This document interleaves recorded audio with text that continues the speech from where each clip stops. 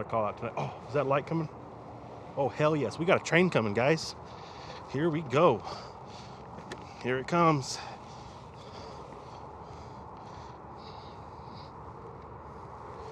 Open this up. There's the train.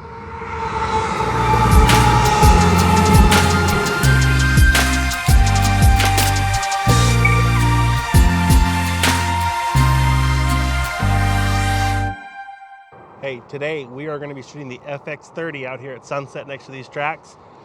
Nice, gonna have a nice clean sky sunset tonight out here in West Texas. It really is remarkable when we get these sunsets. The colors that the sky generate are just amazing. It sucks that there's no clouds, but at the same time, the sky can be so epic without them. We've got the FX30 here, but what's special about tonight is we're actually filming with an old Minolta MD, is it Rockcore X?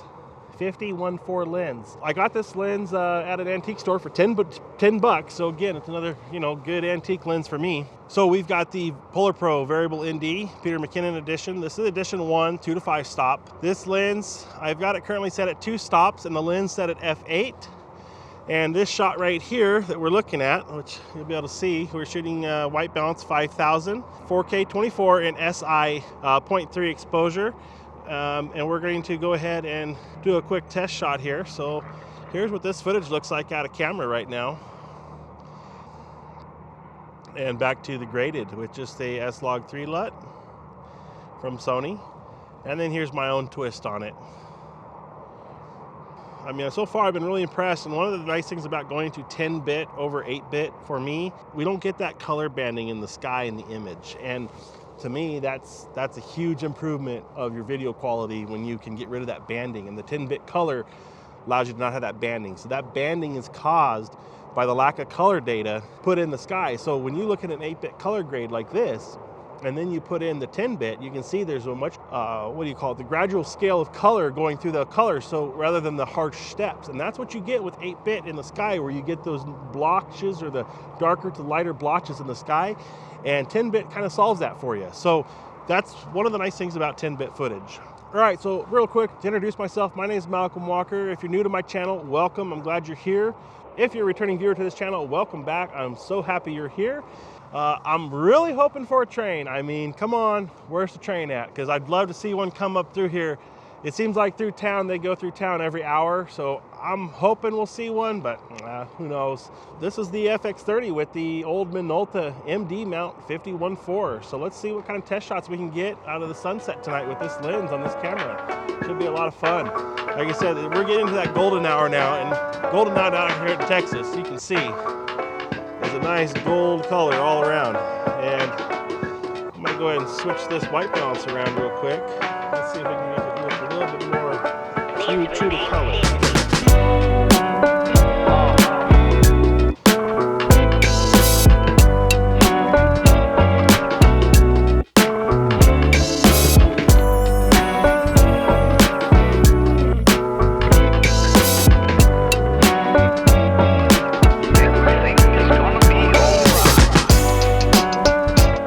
So you gotta remember that when you're shooting on the FX30, which is an APS-C camera, this 50mm is acting like a 75mm. So that's why this seems so tight right here. Now I'm shooting in the wide mode of the iPhone here. So 75mm should be really close to this on the phone. And that's essentially, let's match this up shot for shot here.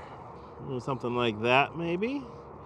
Kind of what we're getting in this shot, but a little different angle. But that's the, this is on that 3x, I think it's like a 70mm or something. Here's 1x on the iPhone. This is the best sensor for the iPhone. Let's see how that looks. And then let's go back to the wide. I really like the wide on this thing. Looks good.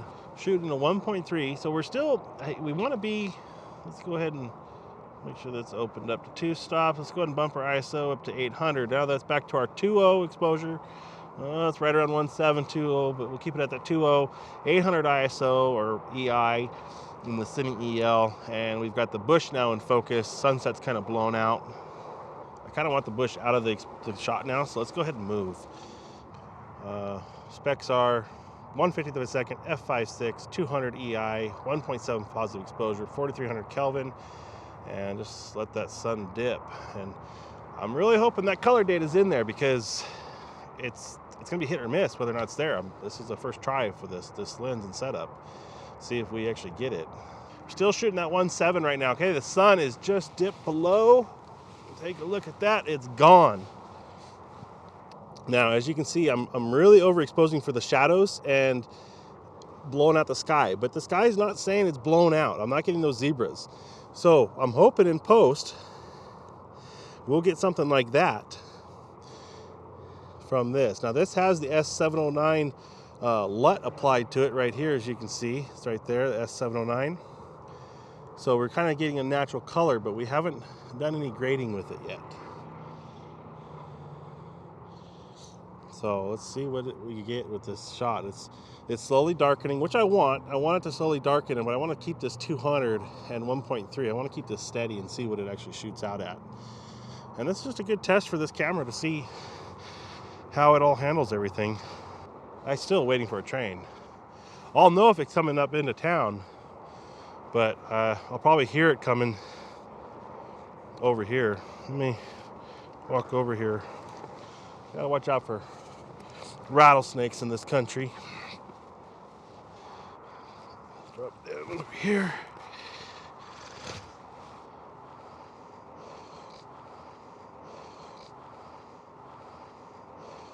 I don't generally mess around on train tracks ever. Be very respectful of those. Don't go out and try to get your shot on them. It's just not worth it, I don't think. There's some cool compositions with railroad tracks, but man, you got to really know the tracks or know the train just went by. But I've seen trains come as quick as 5 minutes from each other. So these tracks are so busy right here. The trains are miles long right here.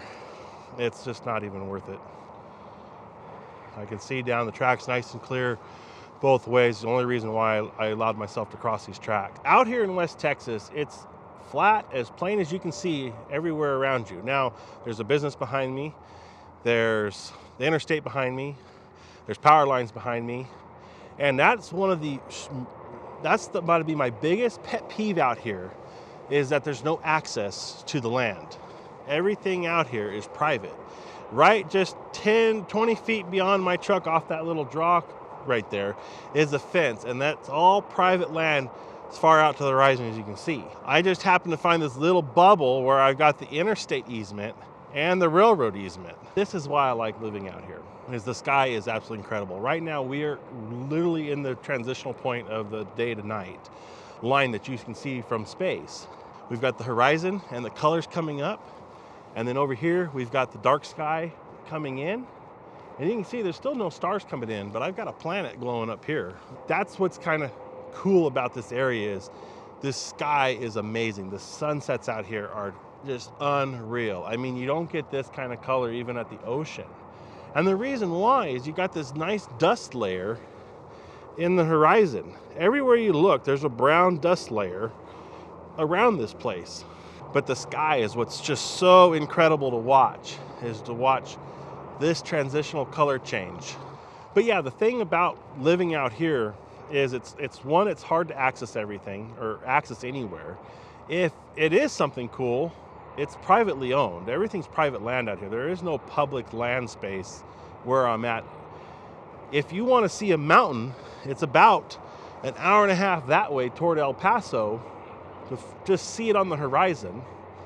And you know, me and Daniel travel out that way and then south to go do like the Seeing Darker Skies episodes we've done in the past, where the dark skies are.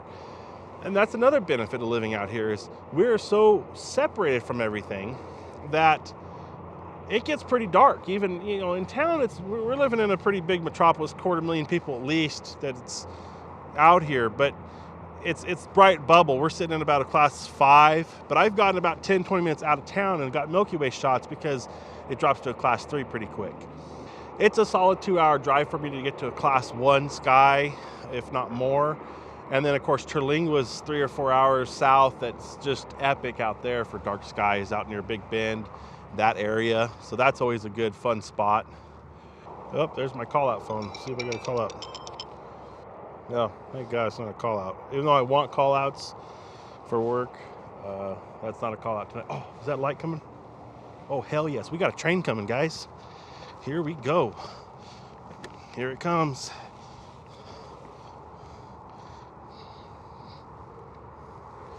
open this up. There's the train.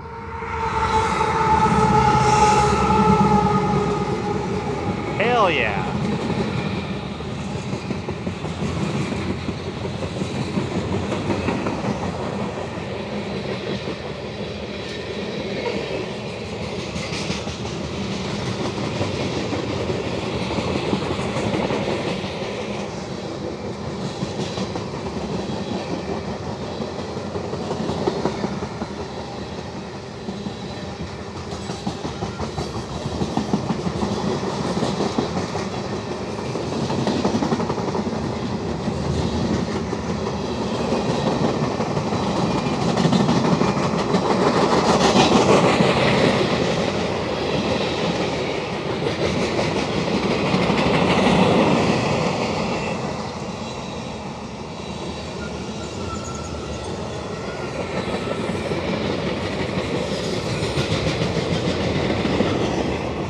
You can hear it dragging its brakes.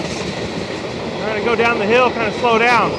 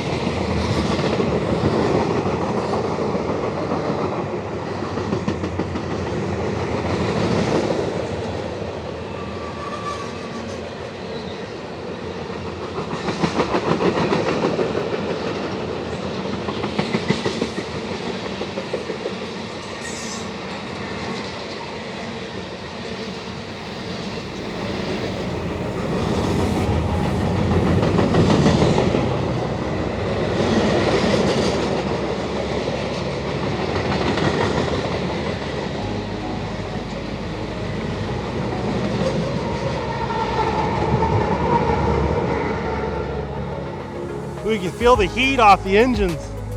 I feel I'm close to these tracks, and I'm very respectful of that. Like I was just saying earlier though, I did not hear that thing coming. I had happened to be recording here and I saw the glow coming under that bridge. I had less than probably 20 seconds, I don't know, I put it on here when I said the train's coming, to trying to move the camera to get the shot. That's how quickly this train came. That's a long train. So be respectful around the railroad tracks, guys. Don't be messing on them. Make sure you're well enough off. That's it for me tonight, guys. I'm gonna get out of here. I'm gonna wrap this camera up, get back across the tracks to the truck, and get home. If you like this video, guys, hit that like button. If you haven't done so already, hit that like button for me. It's amazing how much that helps. And if you haven't subscribed yet, please go down and hit that subscribe button. It just helps this channel grow. I love seeing the growth out of it. So just hit that subscribe button, guys. Anyways, more content soon to come on the FX30 as always, and anything else I got going on, I'll see you in the next video. We'll talk to you later. See ya.